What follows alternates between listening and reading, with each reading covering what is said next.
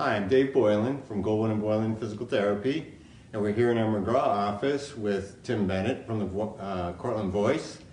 And before I start today, I just want to put a special recognition out to all the nurses, being that this is National Nurses Day. So if you know a nurse, or if you are close to someone who's a nurse, just send out some hearts, send out some indications that you're out there, that you're thinking about those people out on the front line who are doing their best to make our way through this whole process.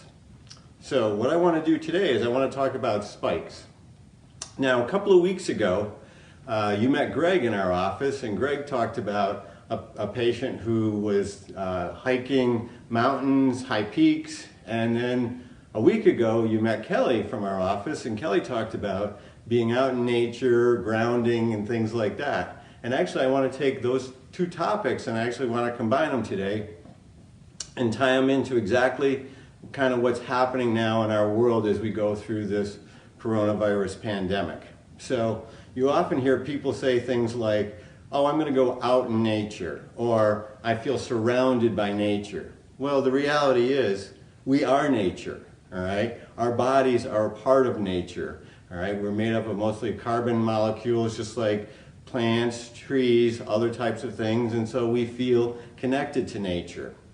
Well, the beauty of nature is that it can create forces that are positive and it can create forces that are negative. So what I want to talk about today is what happens in nature with some of the negative forces. And so in our lifetime, people are pretty familiar with things like earthquakes, tsunamis, hurricanes. These things make news, and we know that they're pretty devastating events. We call them forces of nature. Well, when we think about those things, we also have to realize that a tsunami creates afterwaves. An earthquake creates aftershocks, all right? They're normal. Believe it or not, hurricanes oftentimes are followed by tornadoes. People don't realize, unless you live down in that area, that after Hurricane Katrina hit the Gulf Coast, there were 57 tornadoes that followed that particular hurricane. Spikes of activity, after waves, aftershocks, tornadoes, things like that, that follow the initial devastation.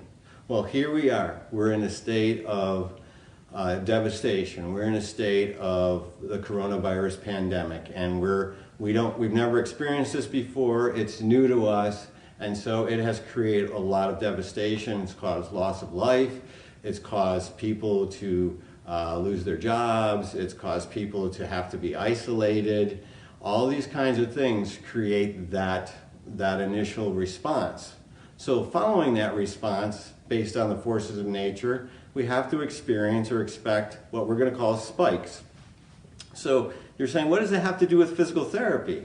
Well, ironically, that's exactly what we deal with on a daily basis. So take, for example, someone has injured their back or injured their knee or potentially had surgery, and they go through the devastation of the injury, they go through the loss of function, whatever that might be. Now they start to restore normal life. They start to go back to normal activity. So people will often ask, they'll say, well, if I play golf this weekend, is that going to bother my knee? Or if I rake this weekend, is that going to bother my back? What's going to happen? And I'm going to explain to them what's going to happen when you initially go back to that activity that's normal. You're going to experience some discomfort. The beauty is, with that discomfort, it's going to be short duration. So only after the event will you know that it was okay. All right? So if you experience that moderate discomfort, but it lasts for days and days and days, well, then your body wasn't ready for it. But if you experience that discomfort, even shortly after, for maybe 24 hours, that's a normal response in the body. So that would create a spike. Moderate intensity, short duration.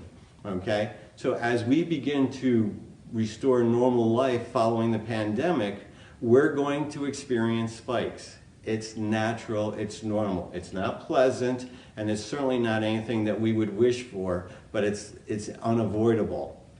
And so all we're hoping for is moderate duration, or moderate intensity, short duration.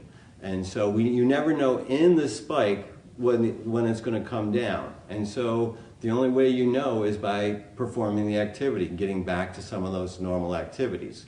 So we still need to respect our officials, our medical officials, our government officials. We need to still honor the fact that there's going to be stages to this and that we don't want to be reckless in this process. But we also don't want to be quick to judge people and blame people and say, well, this would have never happened had so-and-so not have made this decision, or this might not have happened if they would have waited longer. Well, the reality is waiting longer would just create spikes further down the road.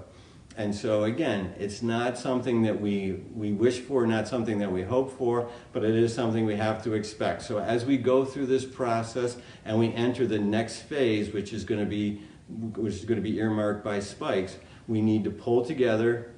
We need to do our own individual job to help to minimize the intensity and minimize the duration so that we can all get through this better. So we want to ride this time out, and we need to pull together as we do that.